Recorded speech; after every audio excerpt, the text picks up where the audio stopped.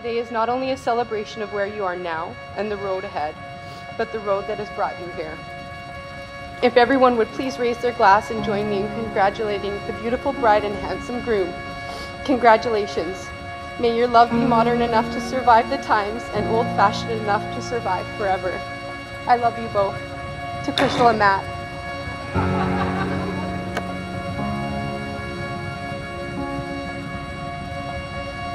Both Krystal and Matt have made a wonderful life for themselves. Great careers, a beautiful home, a wonderful, handsome son, Carter, who we all love, and apparently at least 70 people willing to show up and celebrate with them on a Sunday without an open bar during football playoffs.